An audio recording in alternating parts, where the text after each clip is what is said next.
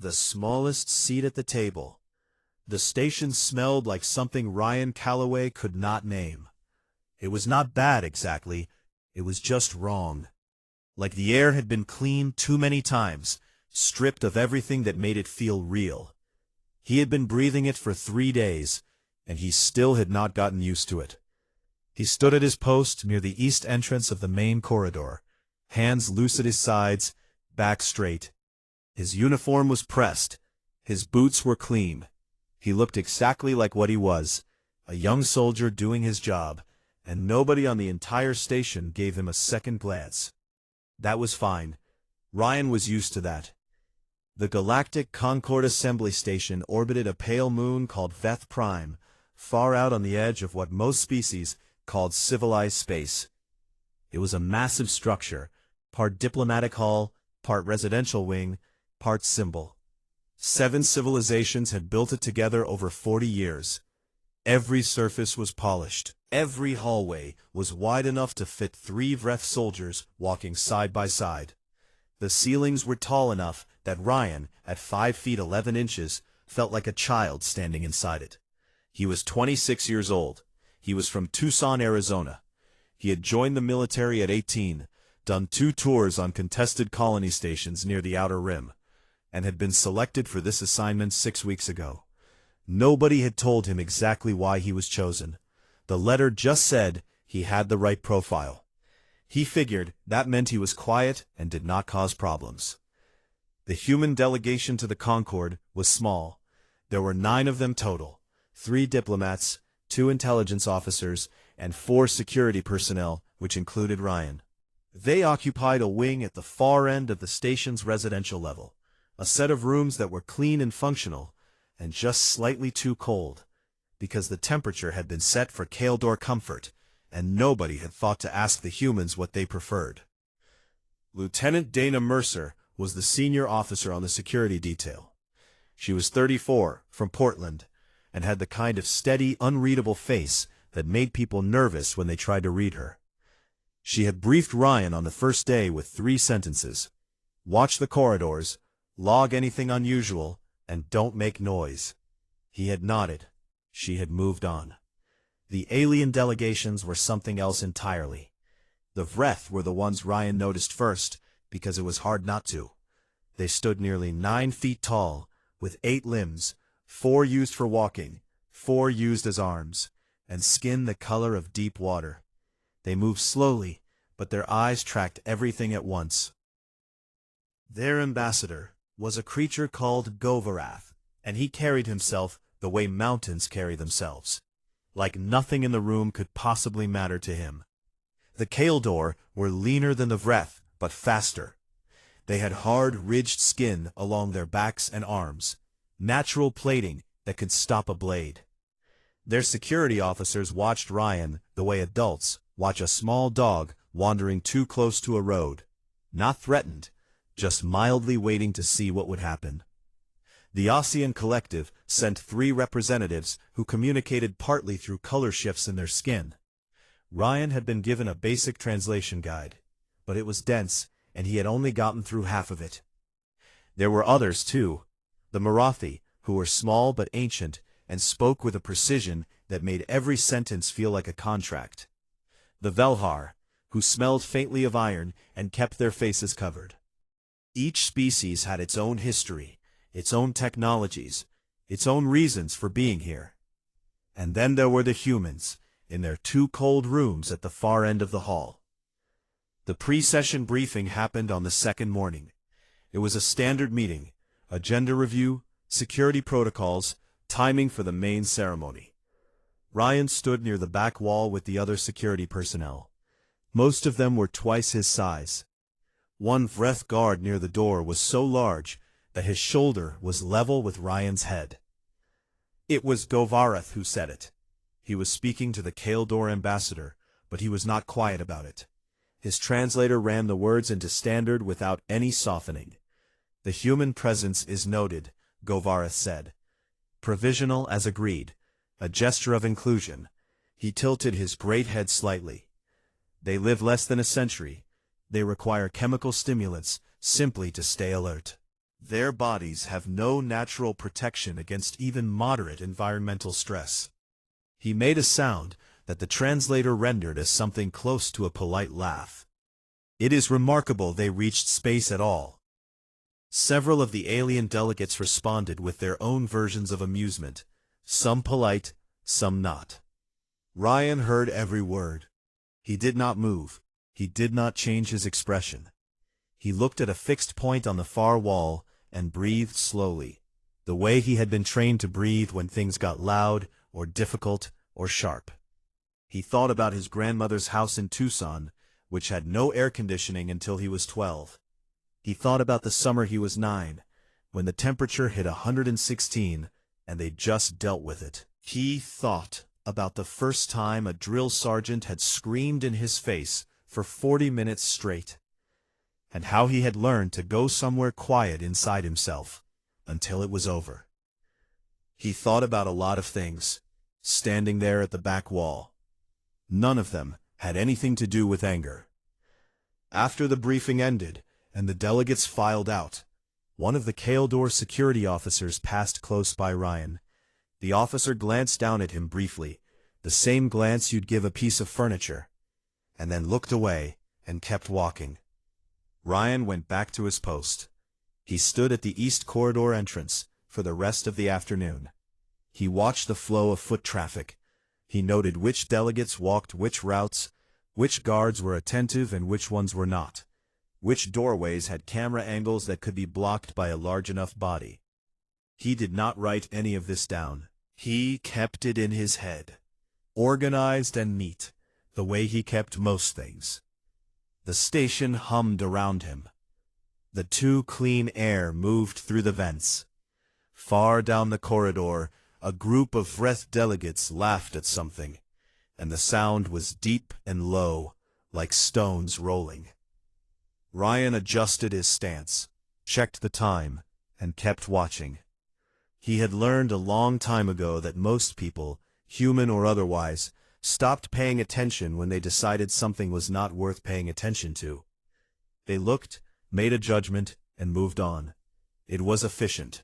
It made sense. He had also learned that the space between what something looked like and what it actually was could be very, very large. He did not know yet how useful that gap was going to be. He just stood at his post, in the too clean air, in the too cold corridor, and paid attention.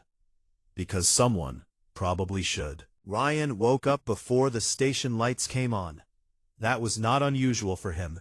He had done it his whole life, eyes open before the alarm, body already running through the day before his feet hit the floor. His mother used to say he came out of the womb impatient. His drill sergeant used to say he had a broken off switch. Ryan figured both of them were probably right. He pulled on his workout clothes in the dark and left his quarters.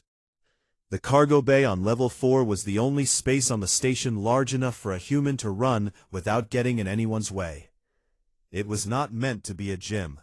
It had stacked crates along the walls and smelled like synthetic packaging material and cold metal. But it had a long open floor, and that was enough. Ryan ran circuits around the edge of it for 40 minutes, counted push-ups in sets of 30, and then stood in the center of the room, breathing steadily until his heart rate came down. None of the alien security personnel used the cargo bay in the mornings. They had a proper facility on level 2, with equipment calibrated to their sizes and needs. Ryan had looked at it once. The smallest piece of equipment in there would have required him to climb it like a ladder. He did not complain about the cargo bay. It was a good space. It was quiet.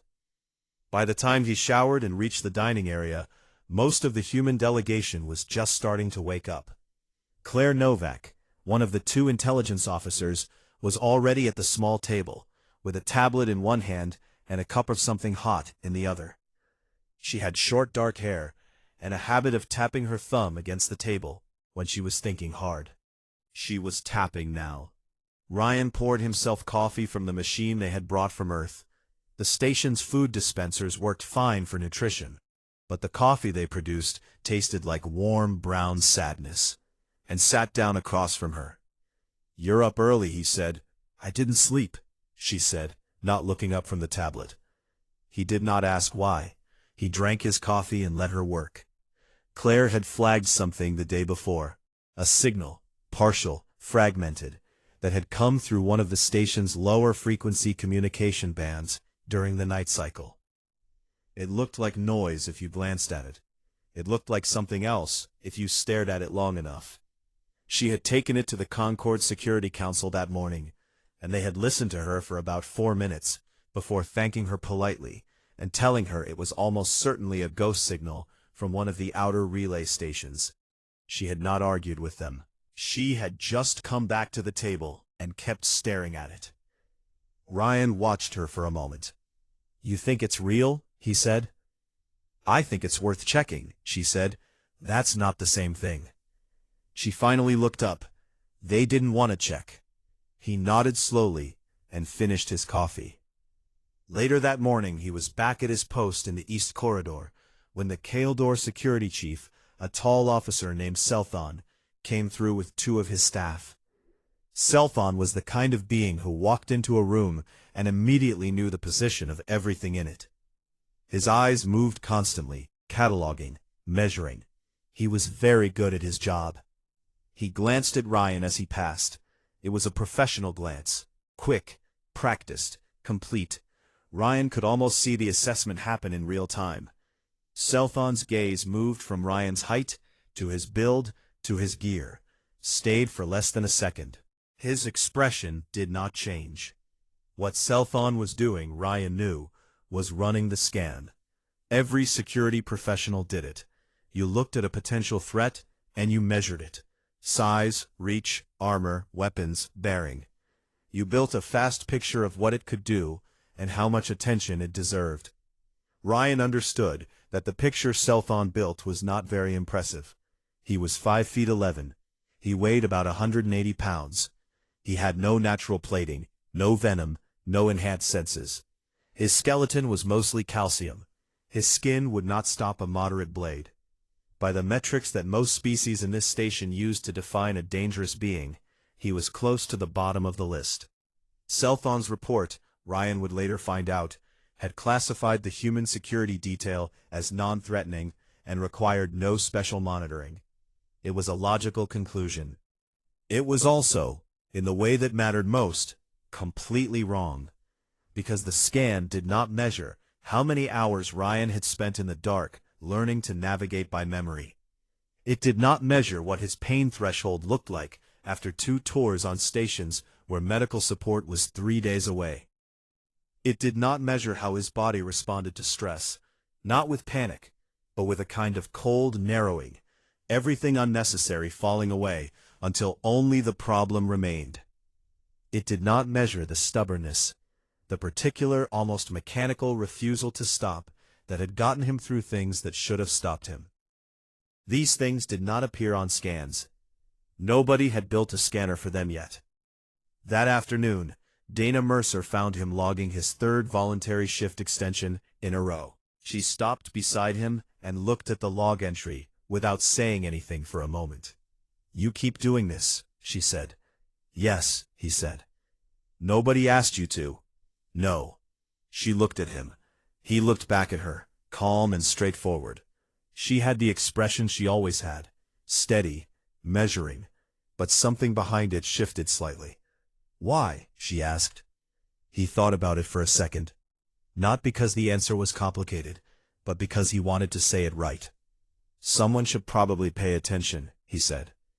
She looked at him for another moment, then nodded once and walked away. She did not tell him to stop logging extra shifts. She did not tell him anything at all. But after that, when she walked her own rounds, she started doing them a little closer to whatever corridor Ryan was covering. That evening, the station held a pre-ceremony dinner for the delegations. The humans sat at the far end of the long table. The food in front of them was human food, brought from their own ship, reheated, while the other delegations had elaborate spreads prepared by the station's culinary systems. Ryan ate his reheated rice and protein and watched the room. He watched the doors. He watched the guards. He watched the way certain Osean staff members moved. just slightly too aware of the cameras, just slightly too careful about where they stood. He noted it. He filed it away. Nobody was watching him watch them. The dinner ended. The lights in the corridor dimmed to their night cycle setting. The station went quiet, the way large places go quiet. Not silence, but a lower version of its usual noise. Ryan went back to his quarters, set his internal clock for before dawn, and slept. Somewhere in the lower decks, in a maintenance corridor that did not appear on the standard station map, something that should not have been there was waiting very patiently for the right moment. Ryan did not know that yet. But something in him, the part that kept waking up early, the part that kept logging extra shifts, the part that kept watching rooms that nobody else was watching, that part was already getting ready. That was not an exaggeration. The founding accord had been in negotiation for 11 years. 7 civilizations, hundreds of meetings, thousands of hours of back and forth across language barriers and cultural gaps and ancient grudges that predated human spaceflight entirely.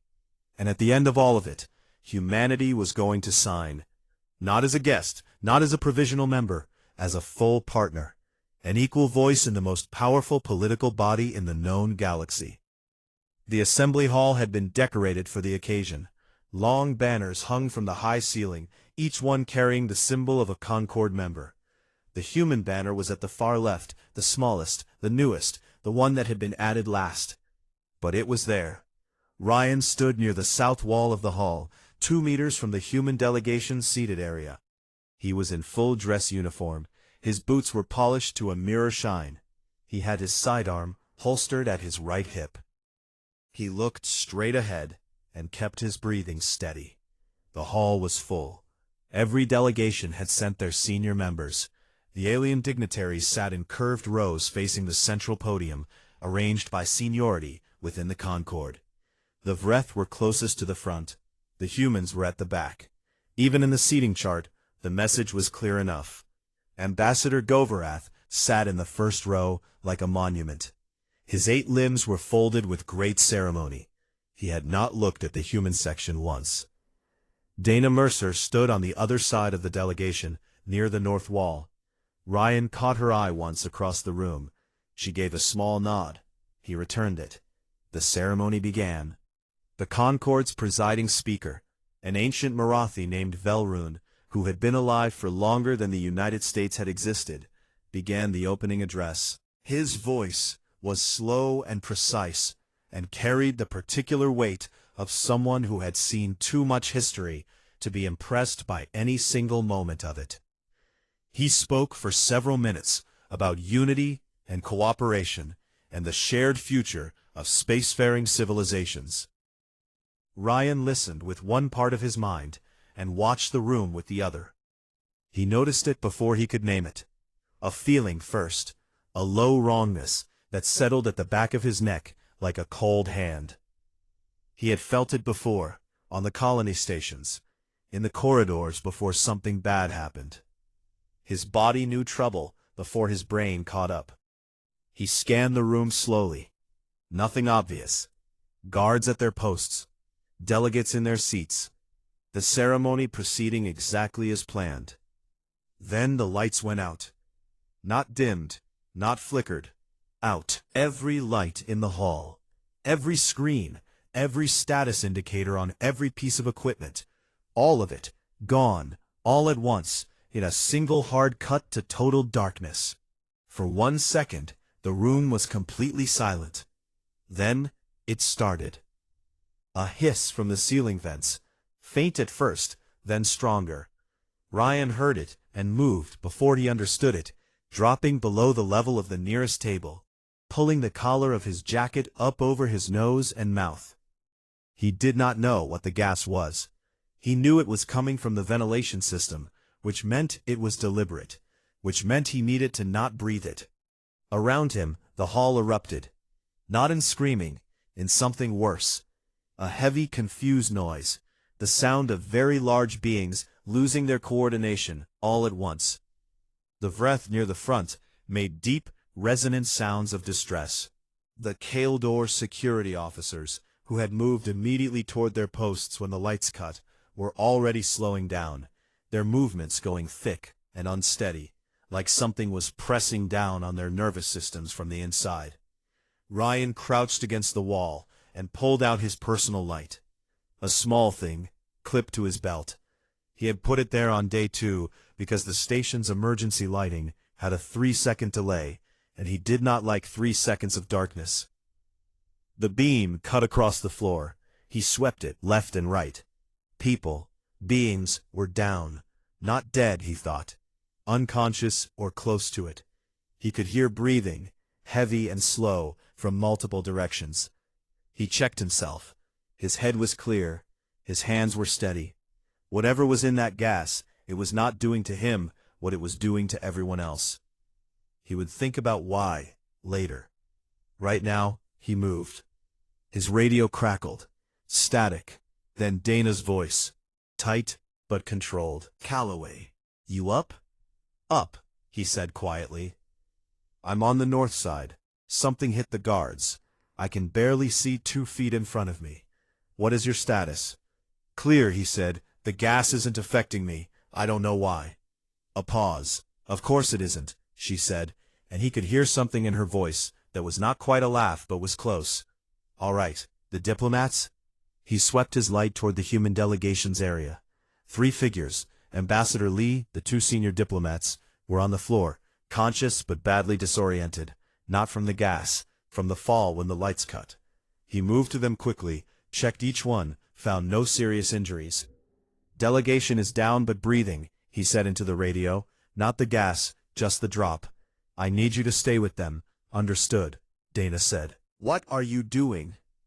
He was already moving toward the door. "Finding out who did this," he said. The corridor outside the hall was dark, except for the faint red glow of emergency strips near the floor. The 3-second delay had passed, but the main lights were still out, which meant the power cut was deliberate and sustained. He killed his personal light and let his eyes adjust to the red glow. It was enough. He pulled out his radio again. "Claire." Nothing. He tried again. "Claire, come in." A burst of static. Then, faint and slightly breathless. "I'm here. Level 3. Someone locked the bulkheads. I can't get to the communication hub." "The signal you found," he said, "was it Ossian frequency?" A pause. "Yes," she said. "How did you—" "Stay where you are," he said. "Keep trying the bulkhead override. I'll get to the hub." He clicked off and stood still for a moment in the dim red corridor, listening. The station had gone quiet in the wrong way. Not the ordinary quiet of nighttime, but the held-breath quiet of something waiting. 3 nodes. That was what it would take to lock down a station this size and cut communications cleanly. He knew this because he had read the station's technical schematics on his 4th day during his 2nd double shift, because he had nothing else to do, and it seemed like the kind of thing worth knowing. He had memorized all 3 node locations. He started moving. Behind him in the darkened hall, the greatest gathering of alien diplomats in a generation lay still and helpless, breathing the slow breath of the incapacitated, waiting for someone to help them. Ahead of him, in the dark corridors of a station that had never once considered him a threat, Ryan Calloway moved quietly toward the first node. He was not angry. He was not afraid. He was just working. The first node was on level 2, behind a maintenance door that was not marked on the public station map. Ryan knew it was there because he had read the full technical layout during one of his double shifts. All 140 pages of it, sitting alone in the too-cold human wing with a cup of bad coffee and nothing else to do. At the time, it had just felt like the right thing to do. Now it felt like the only reason he had any chance at all. He moved through the corridor in a low crouch, staying close to the wall, using the faint red glow of the emergency floor strips to navigate. He kept his footsteps light. The station was not silent. There were distant sounds, voices, movement from the upper levels. But the corridor he was in was empty. and he wanted to keep it that way for as long as possible. He reached the maintenance door and stopped. He pressed his back flat against the wall beside it and listened. Voices inside, speaking in ASEAN, a clipped, layered language that Ryan did not speak fluently, but he had studied enough of the basics to catch the shape of it. They were talking about timing, waiting for a signal. They sounded calm. He counted to 3 and thought through it cleanly. 2 inside, unknown weapons, unknown position. He had his sidearm, 6 meters of corridor behind him, and the element of surprise, which would last exactly as long as it took him to open the door. He cut the power relay to the room first. There was a manual breaker panel, 2 steps to his left. He had noted it when he memorized the schematics. He flipped it. The sounds inside the room changed immediately. A short burst of confusion, equipment going dark, someone moving fast toward the door. Ryan was already stepping back into the shadow of a recessed doorway across the corridor. The maintenance door opened. One of the ASEAN operatives stepped out, weapon raised, scanning left. Ryan was on his right. By the time the operative began to turn, Ryan had closed the distance and brought him down hard and fast. No noise, no drama, just the quick, precise work of someone who had trained for this more times than he could count. The operative was larger than him. It did not matter. Size told you how hard someone could hit. It did not tell you how fast, or how willing, or how many times they had practiced this exact movement in the dark. The second operative came through the door 10 seconds later. Ryan was ready. 2 minutes after he had first pressed his back against that wall, both operatives were secured. The first node was back under station control, and Ryan was already moving toward level 3. He got on the radio. "First node clear," he said quietly. Dana's voice came back immediately. "Understood. Diplomats are stable." Claire got a partial bulkhead open on level 3. "She says the second node is in junction room 7. "I know where it is," he said. He took the maintenance tunnel that ran between levels 2 and 3. It was narrow, built for equipment, not for people, and he had to move sideways in places, his shoulders brushing both walls. The air in the tunnel was warm and smelled like hot metal. He kept moving. Junction room 7 had 3 operatives. He knew this because he heard them before he reached the access panel at the far end of the tunnel. 3 distinct voices, 3 sets of footsteps moving in different patterns inside the room. He stopped at the access panel and thought for a moment. 3 was different from 2. 3 operatives in an enclosed space, all alert, all armed. He could not take them the same way. He needed them not to be in a group when he came through. He looked at the tunnel around him. He looked at the ventilation shaft above his head, which connected to the room's air circulation system. He looked at the temperature gauge on the wall beside the access panel, which told him the room was being kept at Kaldor standard, cold and dry. He found the manual override for the junction room's ventilation on the tunnel wall, right where the schematics said it would be. He did not pump gas through it. He simply redirected the airflow, pulled it backward, reversed the circulation, made the room start heating up fast. Not enough to be dangerous, enough to be deeply uncomfortable for beings whose biology ran cold. It took 90 seconds. Then he heard what he was waiting for. One of the operatives moving toward the far door to check the environmental controls, separating from the group. He came through the access panel. What followed was not clean or easy. The first operative he reached went down quickly. The second turned and caught him across the left forearm with the edge of a short blade, a fast reflexor strike that opened a cut from his wrist to his elbow. It burned immediately, deep and sharp. Ryan registered it the way he registered most pain, fully, clearly, without letting it mean anything, and kept moving. He got the second operative down. The third backed against the wall and raised a weapon. Ryan stopped. He was breathing hard. His left arm was bleeding steadily, soaking into his sleeve. He looked at the operative across the room and did not flinch. He tore a strip from his sleeve with his right hand, without looking at the arm, without making a sound. He wrapped it twice around the cut and tied it off against his palm. The whole thing took about 12 seconds. He kept his eyes on the operative the entire time. The operative stared at him. Ryan had seen that look before. Not on enemies, on people who had just recalculated something. Who had looked at a situation and gotten a number and then watched the number change. "Second node," he said, nodding toward the control panel. "Step away from it." The operative did not move. Ryan took one step forward. Calm. No performance. Just forward. The operative stepped away from the panel.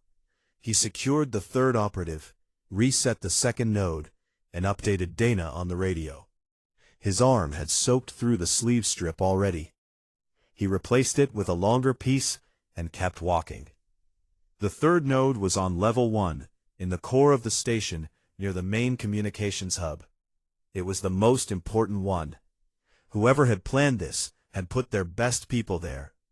Ryan could tell by the way the corridor leading to it felt different, quieter, more careful. The kind of quiet that meant people were paying attention. He counted their positions from a ventilation grate 30 meters away, lying flat in the access shaft, with his chin on his forearms, watching through the narrow slats. 4. In a room with 2 entry points and clear sightlines.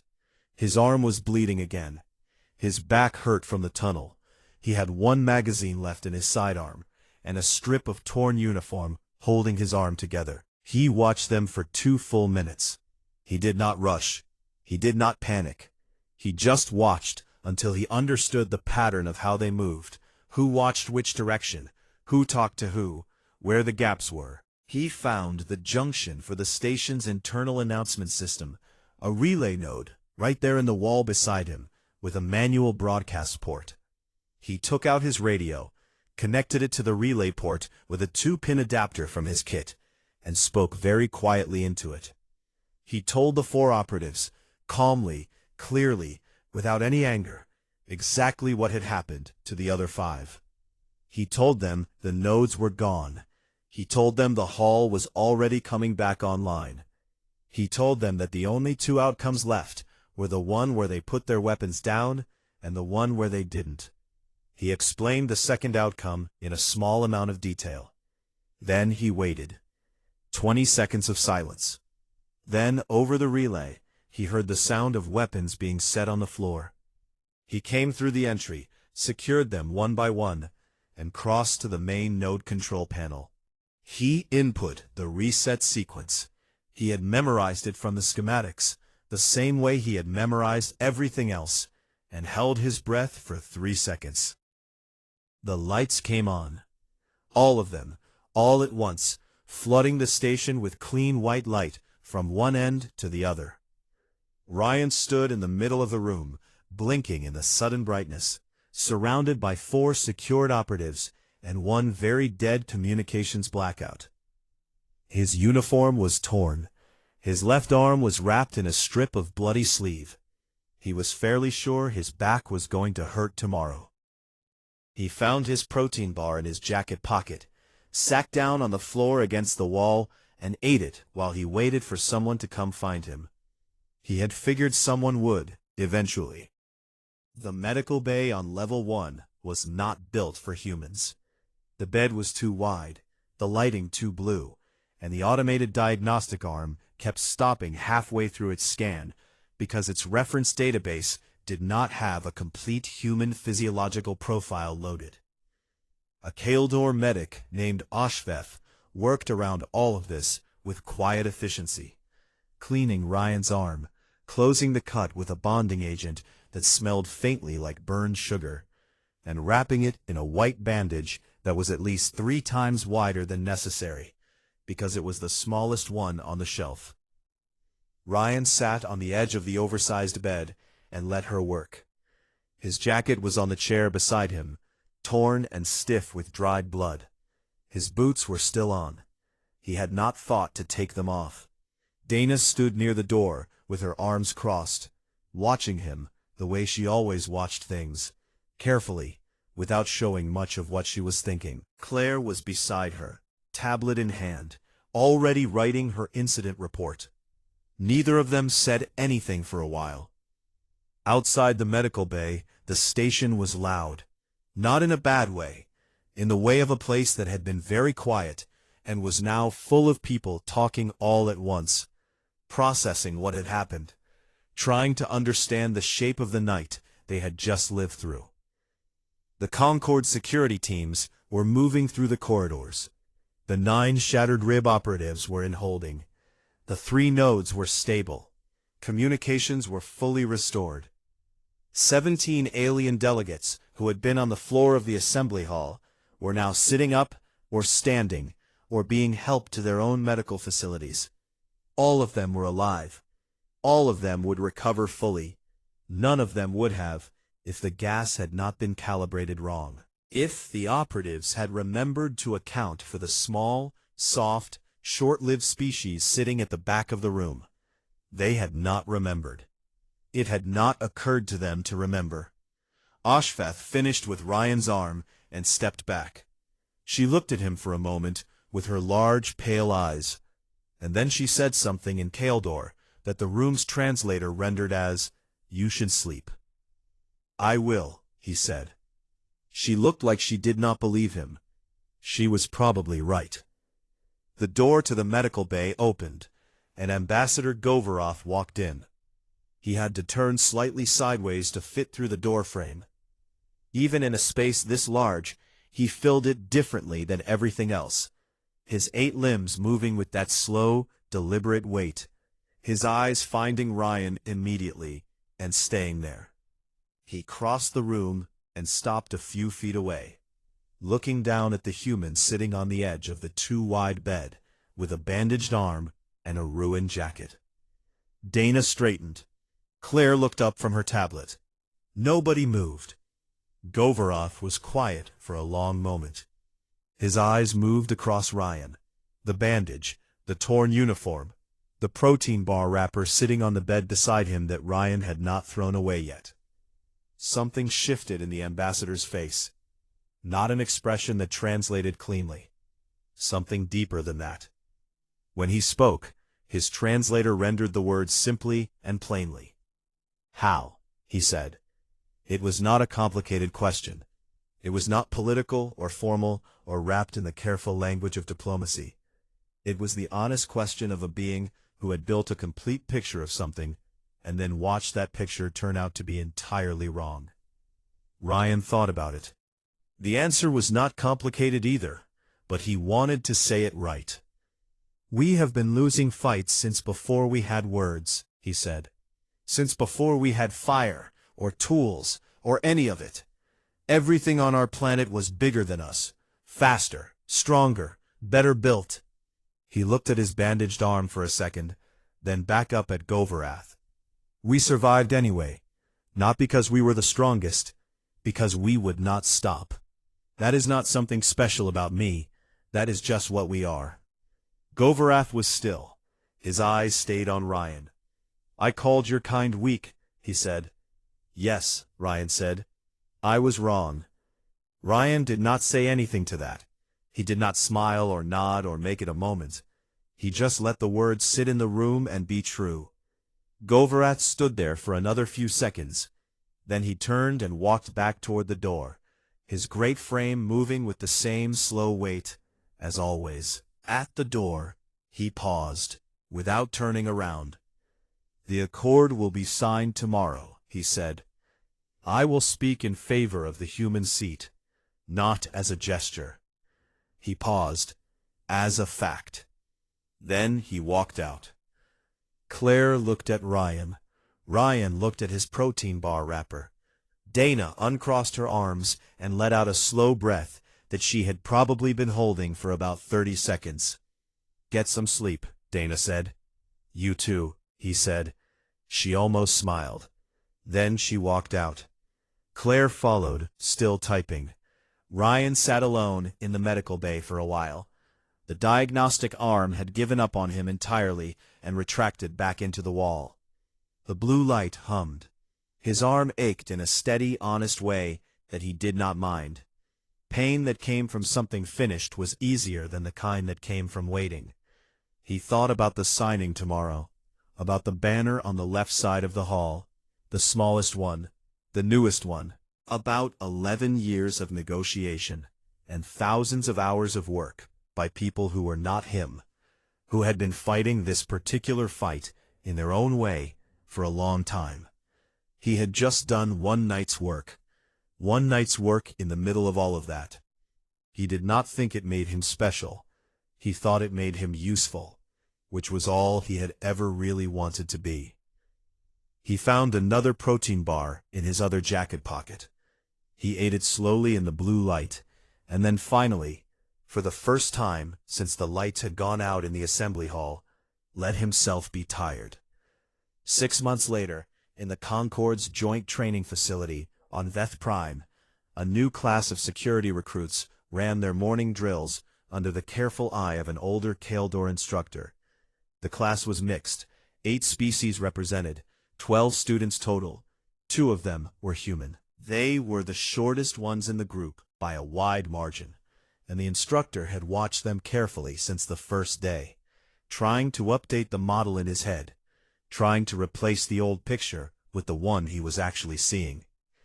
That morning, he was teaching a new module. It had been added to the curriculum 4 months ago, quietly, without much announcement. It had been written by Selthon himself, the same Kaldor security chief who had glanced at Ryan in the corridor and filed his assessment as non-threatening. The module was called Human Threat Assessment, a revised framework. The instructor stood at the front of the room and looked at his students. He had taught security work for 19 years. He was good at it. He had spent most of those 19 years measuring threats by what he could see: size, biology, weapons, speed. It had served him well. He clicked to the first slide. He had read it many times already. It still made him pause. "Do not measure them by what the scanner shows," he read. "Measure them by what they do when the scanner is wrong." He looked up at the class. One of the 2 human recruits, a young woman named Katie Sharp, from somewhere called Ohio, was writing it down in her notebook with a small, focused expression that he had come to recognize. She wrote everything down. She arrived early. She stayed late. She had memorized the facility layout in her second week without being asked. He was not going to make the same mistake twice. Across the station, in the east corridor of the diplomatic wing, Ryan Calloway stood at his post on his second double shift of the week. His arm had healed cleanly. His boots were polished. His back had stopped hurting about 3 months ago. Nobody had asked him to log the extra hours. Nobody ever did. He stood straight, hands loose at his sides, and watched the corridor the way he always watched it, carefully, quietly, with the particular patience of someone who understood that the most important moments rarely announce themselves. He was just a soldier doing his job. He was also in the corridors of the most powerful political body in the known galaxy, the most dangerous thing in the room. Nobody had put that in the scanner yet, but they were starting to learn.